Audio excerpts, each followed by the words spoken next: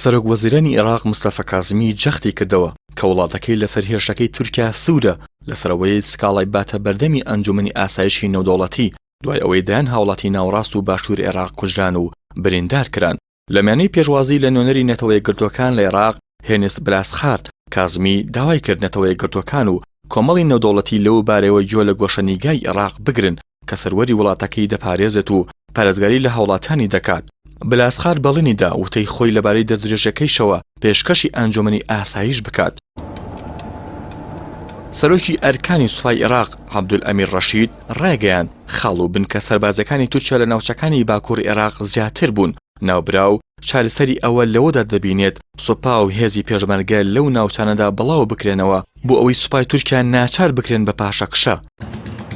چاودێران بڕوان وایە لەم کاتەدا کە عێراق سکاڵای دەباتە بەردەم کۆمەڵی نێودەوڵەتی بەهۆی واژووکردنی ڕێکەوتنی ئاستانبول بۆ ناردنەوەی دانەوێڵەی ئۆکرانیا و گوشاری ئەنقەرە بۆ سەر ناتۆ بۆ قبولکردنی ئەندامەتی سوید و فەنلەندا و چاکبوونەوەی پەیوەندی ناوچەکانی ئەو وڵاتە و ڕاگەندراوی سێقۆڵی تاران بۆ پشتیوانی ئەو وڵاتە لە جەنگی دژە تیرۆردا پێگەی تورکیا بەهێزە و کامتر گوێ لە عێراق دەگیرێت.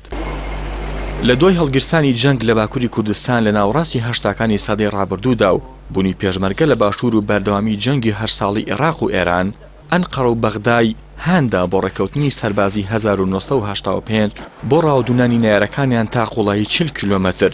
لە دوای بێهێزبوونی پێگەی بەغدا لە نەوەتەکان و ڕوخانی بەعەز ئەو گرفتەوەکو خۆی مایەوە. لەم کاتەدا کە عێراق و هەرێم ناتوانن سنوورەکانیان بپارێزن بەپێی یاسای نێودەوڵەتی ڕێگە نادرێت لە سنووری جوگرافی وڵاتێکی دراوسێدا کەمپی سەربازی ئۆپۆزیسیۆنی وڵاتی بەرامبەر هەبێت. ئەگەر وڵاتەکەی دیکە نەیتوانی چارەسەری بکات یاساگا ڕێگە بە وڵاتێکی دیکە دەدات بە پاساوی بەرگری لە خۆکردن گوژار بخاتە سەر وڵاتی بەرامبەری. ئەوە جگەلەوەی تا ئەم ڕێکەوتنی سەربازی 1985 هەڵ نەوەشاوەتەوە.